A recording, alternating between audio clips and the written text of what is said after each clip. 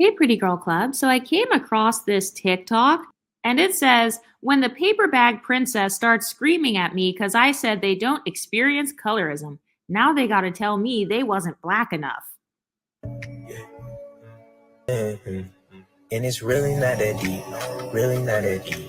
So, isn't it interesting how unambiguous black women spent decades online talking about the colorism conversation, but as soon as light skinned women join in, then suddenly, oh, it's not that deep. Also, look at the type of insult she's using against light skinned women. First of all, sis, calling us princesses, that's not an insult. You're actually implying that light skinned women are social royalty by using the term princess. So that insult didn't hit like you thought it did. And also, using the term paper bag, we all know that the paper bag test was used to literally grant people access to privileges. So you're essentially saying that light skinned women are privileged princesses. You're saying that light skinned women are basically royalty. So you're literally building the pedestal of the light skinned women that you're trying to silence. And also, isn't it interesting how dark skinned black women, they expect us to listen to their story, but then they don't want to listen to ours? They expect us to help them with their plight, but they don't want to help us with ours. This is why I say to burn the cape. I'm no longer caping for women who wouldn't cape for me. If you don't care about what I've experienced, then I don't care about what you've experienced. If you don't care about my trauma, I don't care about your traumas. If you don't defend me, I'm not defending you. If you don't include me in your community, then I'm not including you in my communities. And yes, I said communities, plural, because light skinned women or mixed race women or multicultural women, we do have fluid identities. And a lot of monocultural, dark skinned black women, they have a one dimensional identity. And that is why they have to create YouTube channels about divesting and swirling in order to teach them about multiculturalism. It's because they were monocultural. That's why they need all of these channels to teach them how to flirt with white men or how to navigate in white spaces, how to go into luxury spaces. If you have to teach a 35-year-old woman how to survive and stuff in a luxury space, okay, that implies that a lot of black women did not grow up in these types of spaces.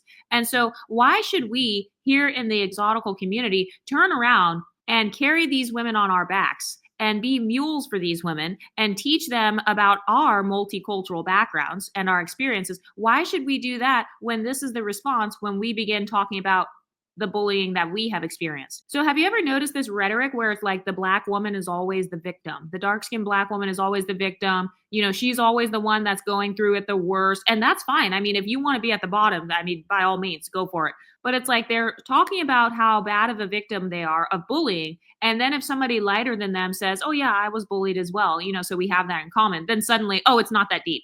Let's take a look at these comments. This girl says, here we go. Nobody feels bad for y'all. Colorism goes both ways. So I'm glad that we're starting to have more mixed and light skinned women standing up and clapping back and basically saying that we don't care. If you don't feel bad for light skinned women, then we don't feel bad for dark skinned black women then. This person says, as a light skinned woman, I can 100% say light skinned people have never experienced colorism for real. And the only example we could say for real is not being considered black enough, but that's really where the list ends. That is actually false. Light skinned women actually can experience colorism for being too dark, just so you know. I've seen this happen a lot. Sometimes, like white passing light skinned women will talk shit about caramel light skinned women. You know, so there's that dynamic of colorism where you see maybe a biracial black white woman who looks more white adjacent, who makes fun of a light skinned woman who looks more black adjacent. And then they say, well, she's too dark.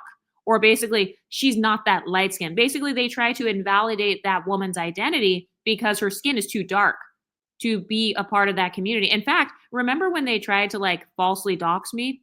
And then they were trying to say, like, oh, she's too dark, basically, to be light skinned. She's too dark in order for her talking points to be valid about the light skinned experience. That actually is another form of colorism that light skinned women experience. So lighter skinned women actually can experience colorism for being too dark in the light skinned community and the mixed community. And they also can experience color discrimination from dark skinned black women. And by the way, the definition of colorism that I go by on this channel is Alice Walker's definition. And she talked about how colorism is just discriminating against someone based on their skin tone. She didn't say in her definition, oh, it's only for people who are dark. This girl says, as head of the biracial camaraderie, I think she's trying to say camaraderie. It's really not that deep at all. Stop it. The biracial privilege showing. So, what is the biracial privilege in this scenario, though? Because this is a Black woman who's creating a TikTok minimizing the experiences of mixed race and biracial women. So, how is it privilege that there's a Black woman minimizing their experience? That is not a form of privilege. But anyway, what do you ladies think? Are you going to continue to defend women who don't want to hear your story? Are you going to continue to listen to women who don't want to listen to you? Let me know what you think in the comment section, and I'll talk to you next time. Stay pretty, ladies.